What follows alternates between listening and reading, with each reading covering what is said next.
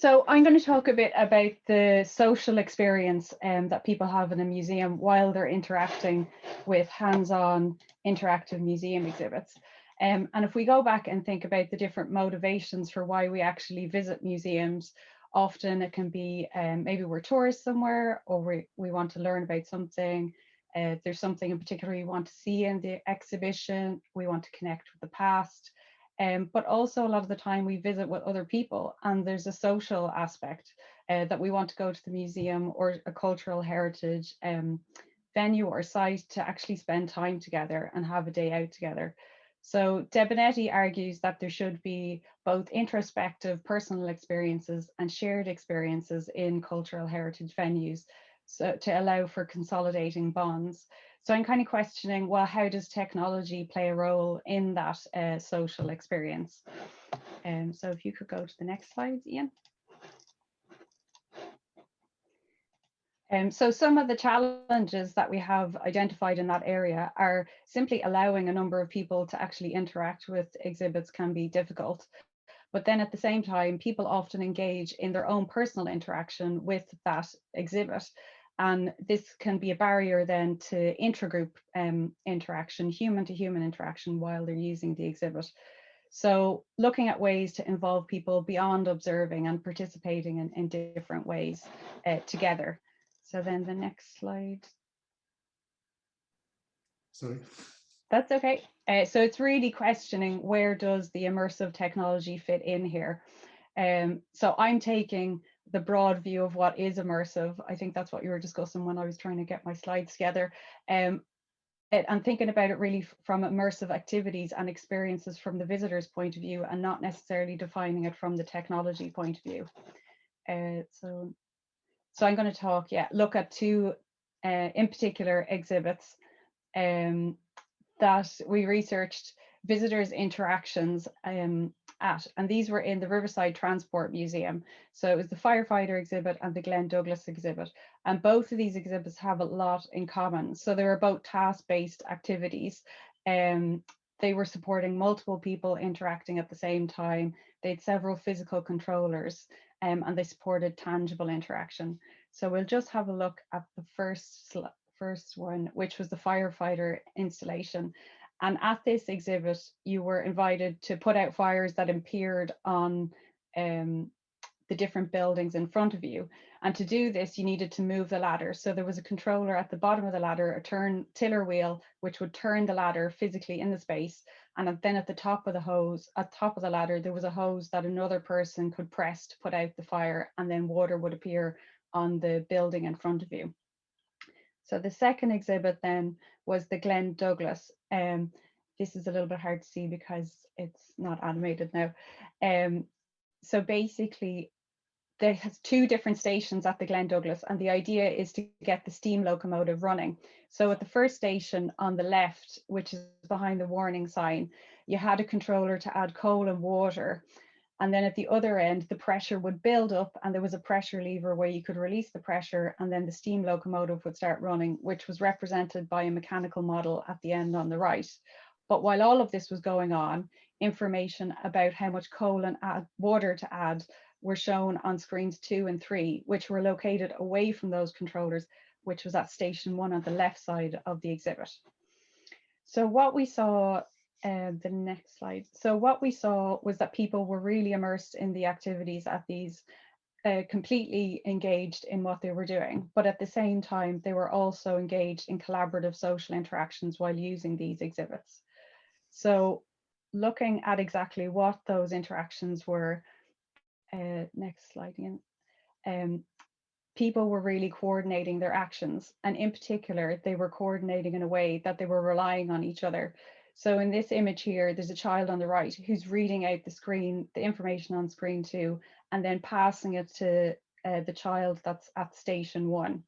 So they were listening out and acting upon what another person was saying. And then the next slide, please. So similarly at the other exhibit as well, at different points when the fires would appear in the window, the child that was at the top of the ladder would turn back and focus their attention on the person at the tiller wheel, asking them to interact with the controllers they have. so they can then put the fire out. So then it's the next slide. So it's really looking at these social interactions that happened here. And we argued that these were underpinned by a distribution of control, by separating that interaction out among people. And it was done in a way that led to alternating sequential interaction. So they weren't focusing only on their own interaction, but relying on others and focusing beyond themselves. So in this way, I kind of think about that they're immersed in the social activity and also the activity at the exhibit. So then thinking about how can such social activities be facilitated and encouraged while using immersive technologies, which I think Sophia mentioned earlier on as well. So one of the other projects that I've worked on, which was a large 4-year EU project, and it was called MESH, and it was about material encounters with digital cultural heritage, and also about allowing curators to be able to kind of curate the content for the digital exhibits. So the two exhibits that I'm going to focus on are the Loop and then the Atlantic Wall. So you can just see different images of them here. So first of all, the Loop was a device that was created to kind of allow people to explore the exhibitions almost with a magnifying glass, going around and inspecting the different artifacts. And when they were doing that, then they were able to see on the device overlaid content, digital content that had a variety of text-based information, animations, and kind of these outlines to encourage people to kind of zoom in on those artifacts. So in this way, we're kind of seeing that there's a focus towards the artifact away from, even though it's through a screen, but it is also focusing on the artifact too. So looking at the social aspect of this as well, we observed that people were sharing the controllers if there was one controller between people. So they're actually using them together and exploring together over the shoulders of each other. I think. So this reminds me of another example, which is not in the MESH project, which is Gyroscopes. And this was created by Art and Com, and it's in the Museum of Natural History in Berlin. So what this is augmented reality showing the dinosaur skeletons in front of the visitors come to life. So at the installation, there was these kind of periscopes, which they're called gyroscopes, to look through and see the skeletons then come to life. But there was also a large screen where you could see this as well, so multiple people were able to see it. And then if you go to the next slide, it should show this transformation as it would happen for people. So they would see it then go into a natural environment. So the interactions that were observed at this exhibit were studied by Hornecker. And what she found was that people were indexing, going back and forth between the digital content in front of them and the real artifact that was in the museum. But as well as that, with the social engagement element of that, looking at the different, the large screen that was there for people, that was observed more where people have the resource that's shared together and they can point to together. So I kind of have that question semi-immersive, or maybe it's semi-virtual, where it's like that connection and not completely removing people from what's in front of them and also from the other people around them. So the next one, you'll have to be careful with time for me, I'm afraid. So the next installation is the Atlantic Wall exhibition, and that's in Museum in The Hague. And this was part of MESH as well. So I'm going to talk a bit about replica artifacts that were used in this. So the way that the exhibition worked, if you just go to the next slide, was that there was 10 different stations around the exhibition where you could go and listen to different stories, people's personal accounts of that time. So the Atlantic Wall was a wall that was built along the coastal front in Central Europe by the Nazis, and it went through The Hague. So parts of it are still there in The Hague as well. So this was an exhibition about that. And going around exhibition, people could use these replica artifacts to listen to different perspectives. So there was, at the start of the exhibition, there was 6 replicas where people could choose from one or more of them to listen to as they're going around the exhibition. So the 6 replicas represented 2 languages, and then 3 different perspectives. So the civilian, the German soldier, or the civil servant perspective. So what we observed when people were choosing these replicas was a way of kind of immersing themselves in actually exploring them, but also choosing what they want to use and figuring out how to use it.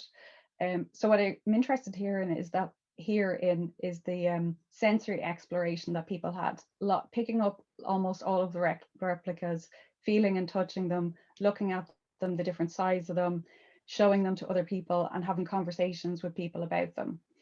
And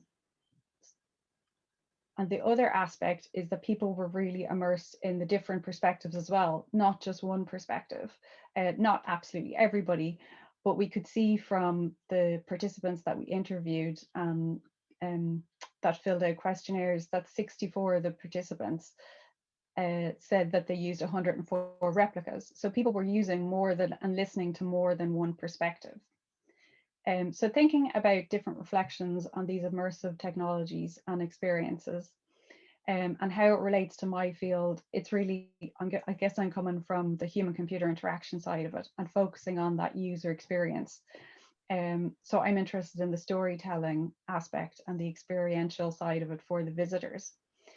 And here I'm thinking about questioning what is an immersive experience and the interactions that we have with immersive technologies or just technologies in general. So that difference between our engagement in a sensory way with physical replicas of artifacts, being immersed in the activity, which really relates to the theory of flow, being engaged in social interaction at the same time, and then questioning that semi-immersive kind of area. So this has kind of made me think about where immersive technology kind of lies in the aspect of, I guess, from a telling, showing experience and interacting point of view. So telling being like being told a story, whether that's through text or audio, but showing in a visual way, and then experiencing maybe being in that situation or enacting a situation either, and then interacting, how people actually engage with that digital content. So where does immersive kind of sit here, I suppose? And thinking about the social interactions that can happen with those immersive technologies. So a few kind of reflections or lessons learned, I guess, that there's just so many agendas and expectations of these different technologies that we use from lots of different stakeholders, I guess, and from the visitors. And I think there's a real balancing act there, you know, between the content and the story focus and the user experience and the interaction focus. And I think that, yes, it's just the balancing act there. Another thing is thinking about what's being evaluated, like what is a successful interactive exhibit. Does like success, like that term is really loaded, but it is just thinking about what we're actually evaluating and questioning. And then thinking about the one size fits all. I've seen that a few times, like to kind of have a template that you can put different content in, but what is it should be aiming for? Should every experience be unique, and how can you make it unique? And obviously a lot of you are really aware of the demand that content generation in particular for like any visual content or animation. So just my closing thought on it really is, how can immersive technology in cultural heritage sector better support visitors' social interactions?